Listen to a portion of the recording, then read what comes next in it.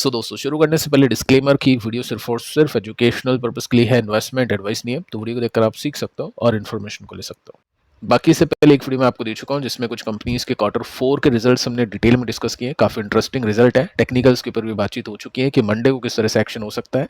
साथ में broader market के ऊपर डिस्कशन हो चुका है जिसमें कुछ बड़ी खबरें हमने डिस्कस की है। साथ में निफ्टी के टेक्निकल्स के ऊपर भी बातचीत की है। अब दोस्तों आते हैं यूएस के बाजार पर। देखिए डाउ जोन्स अभी तेज है, 400 पॉइंट्स का जंप है, 0.82% की तेजी, 0.62% की तेजी आपको नैस्डैक में भी देखने को मिलेगी। डाउ जोन्स से थोड़ा सा कम प्लस में है। और फैंग की बात करें तो फैंग के अंदर कुछ खास नहीं है क्योंकि एनवीडिया का स्टॉक अभी नीचे जा रहा है। एनवीडिया के Q4 के रिजल्ट आ चुके हैं। रिजल्ट अच्छे थे, एक्सपेक्टेशंस को बीट किया था, गाइडेंस भी काफ़ी सही थी, लेकिन उसके बावजूद भी यहाँ पे थोड़ी सी प्रॉफिट बुकिंग देखने को मिल रही है। इंडियन कंपनी के स्टॉक्स में भी ऐसा होता है नॉर्मली कि जब रिजल्ट अच्छा आता है तो कुछ टाइम तक स्टॉक में प्रॉफिट बुकिंग आती है, लेकिन उसके बाद में अगले क्वार्टर की एक्सपेक्टेशन में स्टॉक वापस से ऊपर जाता है। साथ में आप देख सकते हैं ब्रांड के अंदर कुछ खास चेंजेस नहीं है, 1% के साथ ऊपर है। और इसके बाद में एफआई के फ्लो को देखने चले तो आज आउटफ्लो देखने को मिला है। 4,400 करोड़ के आसपास की सेलिंग है। पिछले कुछ दिनों से कंटिन्यूसली एफआई माल बेचती हुई दिखाई दे रही है। एक क्वेश्चन है दोस्तों सभी इन्वेस्टर्स के माइंड में कि क्या सरकार कैपिटल गेन टैक्स को कम करेगी ताकि एफआईज का इन्वेस्टमेंट मार्केट के अंदर बढ़े और रुपीज स्ट्रांग हो, या फिर नहीं। तो ये जो कंफ्यूजन है, ये जो हम बोल सकते हैं सस्पेंस है, अब वो क्लियर हो चुका है क्योंकि यहाँ पे आप देख सकते हैं कि सरकार कैपिटल गेन टैक्स को कट नहीं करेगी फॉर एफपीआईज, और एफपीआईज के लिए कट नहीं होगा तो ऑब्वियस रिटेल इन्वेस्टर्स के लिए भी कट नहीं होगा। ऑफिशियल्स ने ये कहा है। अब आपको ऐसा लग रहा होगा कि क्यों नहीं होगा, देखो उसके ऊपर डिटेल में बातचीत करते हैं। बाकी इसको थोड़ा सा डिटेल में चेक कर लेते हैं कि क्या कुछ इस आर्टिकल में बताने की कोशिश की गई है। तो आप देख सकते हैं सीनियर गवर्नमेंट ऑफिशियल ने ये कहा है कि एफपीआई का जो आउटफ्लो है वो स्ट्रैटेजिक है, वो ड्रिवन टैक्स स्ट्रक्चर की वजह से नहीं है, यानी टैक्स ऊपर है उसकी वजह से सिर्फ एफआई सभी पैसे नहीं निकाल रही है। एफआईज के पैसे निकालने के काफ़ी सारे रीजंस है। ये एक पहला पॉइंट है। सेकंड, आप देख सकते हैं कि सरकार बिलीव नहीं करती है कि एलटीसीजी और एसटीसीजी रिड्यूस करने से एफआईज का इन्वेस्टमेंट इंडिया में वापस आएगा। तो इस वजह से सरकार यहाँ पे कोई भी कट नहीं करेगी। और इसको डिटेल में देख लेते हैं कि एफपीआईज ने क्या क्या कंसर्न्स रेज किए। फर्स्ट, आप देख सकते हैं इंडिया का जो टैक्स सिस्टम है वो काफ़ी एक्सपेंसिव है बाकी कॉम्पिटिटिंग मार्केट से, यानी ताइवान, चीन के मार्केट से। कुछ इन्वेस्टर्स ने डबल टैक्सेशन के ऊपर भी बातचीत की है कि हम यहाँ पे भी टैक्स दे, उसके बाद और टैक्स दे, यानी एसटीटी भी आपको देना पड़ेगा और उसके साथ में फिर आपको एलटीसीजी और एसटीसीजी भी आपको पे करना पड़ेगा। डेफिनेटली यहाँ पे तो बहुत खराब स्टेप लिया था सरकार ने कि एसटीटी के साथ में एलटीसीजी और एसटीसीजी भी ऐड कर रखा है। इन्वेस्टर्स को ज़्यादा पॉलिसी हम बोल सकते हैं स्टेबलाइज चाहिए, प्रिडिक्टेबल चाहिए, और ये चीज़ें सरकार इनको प्रोवाइड नहीं कर पा रही है। और अब तो यहाँ पे आंसर भी आ चुका है कि ऐसा कुछ होगा भी नहीं। ठीक है, सरकार ने क्या कहा? सरकार ने दोस्तों यह बोला है कि हमको फिस्कल डिसिप्लिन मेंटेन करना है, हमको स्टेबल और प्रिडिक्टेबल टैक्स मेंटेन करना है, यानी जो बता दिया वो बता दिया, बार बार उसको हम चेंज नहीं करने वाले हैं।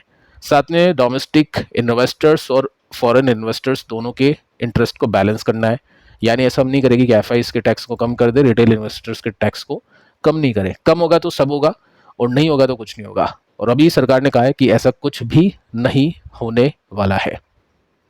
अब देखिए दोस्तों, ये पॉइंट मैं आपको ऑलरेडी बता चुका हूं कि फिलहाल सरकार का जो फोकस है ना वो बॉन्ड्स के ऊपर है, क्योंकि बॉन्ड्स में यूएस में 5% इंटरेस्ट मिलता है, इंडिया में 7% मिलता है। अब इंडिया में क्या होता है, टैक्स भी लग जाता है और इंडिया में रुपीस भी गिर जाता है। तो एफआईज अगर 7% कमा रही है तो अल्टीमेटली एफआईज के हाथ में 5% ही आता है। अब ये 5% तो एफआईज यूएस मार्केट में भी इन्वेस्ट कर सकती हैं, यूएस के बॉन्ड्स भी ले सकती हैं, तो क्यों एफआईज इंडिया में इन्वेस्ट करेगी? दो प्रॉब्लम है, एक तो रुपीस और एक टैक्स। यहाँ पे सरकार ने क्या किया है, एक डिस्कशन कमेटी बैठाई है जिसके अंदर बॉन्ड्स के ऊपर जो टैक्स है एफआईज के लिए वो कम होगा, तो ये जो प्रॉब्लम है ये सॉल्व हो जाएगी। रुपीस के लिए भी स्ट्रैटेजी निकाली है, जो भी आप देख सकते हैं कि रुपीस में स्वैपिंग के जरिए थोड़ा सा उसको स्टेबल किया जा रहा है। और साथ में आपने देखा कि डॉलर जो फॉरेक्स से बेचे जा रहे हैं उसकी वजह से भी यूएसडी नीचे है। तो सरकार का फोकस है बॉन्ड्स के ऊपर। एक और पॉइंट है जो हमने डिस्कस किया था कि रेट हाइक भी आरबीआई करेगा, जिसकी वजह से बॉन्ड यील्ड बढ़ेगी और एफआईएस को उसमें भी ज़्यादा इंटरेस्ट मिलेगा। तो सरकार का फोकस अभी बॉन्ड्स के ऊपर है। क्यों? क्योंकि एफआईएस को इंडिया में लाना है। ये कोई पॉइंट नहीं है कि स्टॉक्स में ही लाना है, अल्टीमेटली डॉलर इंडिया में आना चाहिए, रुपीस इस वजह से मजबूत होगा। सो अगर रिटेल इन्वेस्टर्स आउट होता है मार्केट से हैवीली और फिर सरकार को पता चलता है कि रिटेल इन्वेस्टर्स की क्या वैल्यू है, तब जाके आई थिंक ये जो टैक्स है कैपिटल गेन ये कम होगा। लेकिन रिटेल इन्वेस्टर्स कहीं नहीं जा रहा है, सरकार बिल्कुल सिक्योर है इसको लेकर, तो डेफिनेटली यहाँ पे कुछ होगा नहीं। तो अब देख सकते हैं अब इम्पैक्ट क्या होगा इसका। एफआईएस को नहीं मिलेगी कोई भी टैक्स रिलीफ नियर टर्म में, यानी अगले कुछ सालों तक। और साथ में इनफ्लो डिपेंड करेगा अब इंटरेस्ट रेट के ऊपर, इंडियन मार्केट की वैल्यूएशन के ऊपर, रुपीस के मूवमेंट के ऊपर और कंपनी के रिजल्ट के ऊपर। तो ये सिचुएशन फिलहाल आपको यहाँ पे दिखाई दे रही है। साथ में दोस्तों एक और बैड न्यूज़ आप यहाँ पे देख सकते हैं कि आरबीआई ने, रिजर्व बैंक ऑफ इंडिया ने सरकार को तकरीबन 2.9 लाख करोड़ रुपीस का डिविडेंड दे दिया। क्या ये बैड न्यूज़ है? देखो डिविडेंड मिल गया, ये तो एक्सपेक्टेड था, बट कितना मिलना चाहिए था, उसकी क्या एक्सपेक्टेशन थी, एक बार वो आप चेक कर सकते हैं। सो यहाँ पे आपको देखने को मिलेगा कि स्लाइटली बेलो एक्सपेक्टेशन है ये। एक्सपेक्टेशन तकरीबन कुछ थी 3 लाख करोड़ के ऊपर की, ठीक है, तो यहाँ पे थोड़ा सा कम दिया है। अब देखिए हुआ क्या है, आप देख सकते हैं कि आरबीआई ने कहा है कि उनकी ग्रॉस जो इनकम है वो 26% के साथ में बढ़ गई, लेकिन उनके जो रिस्क प्रोविजन है, जो वो प्रोविजन में रखते हैं कि आगे चल के कोई पैसे की नीड पड़ जाए, कुछ रिस्क आ जाए इकोनॉमी के ऊपर, तो वो भी इंक्रीज हो गया 27% के साथ में। अब ये जो प्रोविजन है, ये जो अमाउंट है, ये अमाउंट बढ़ के पहुंच चुका है 91 लाख या 92 लाख करोड़ रुपीस तक। ये हर साल बैंक रखता है और अभी तक बैंक ने इसको यूज नहीं लिया है, तो ये जो पैसा है वो यूजलेस है। यानी इस पैसे को चाहे तो सरकार यूज करके इकोनॉमी को बूस्ट कर सकती है, इंफ्रा के ऊपर पैसा स्पेंड कर सकती है, लेकिन आरबीआई ने ये समझा कि सरकार को देने से बेटर है हम खुद रखें इस पैसे को, ताकि आगे चल के कोई रिस्क हो, नीड हो, तो वो पैसा फिर काम आ जाए। सो आरबीआई ने जो प्रॉफिट कमाया था, एक्चुअली वो पूरा प्रॉफिट सरकार का होता है, तकरीबन 4 लाख करोड़ रुपीस का, तो उसमें से 3.5 लाख करोड़ रुपीस दिए जा सकते थे, बट ऐसा हुआ नहीं है।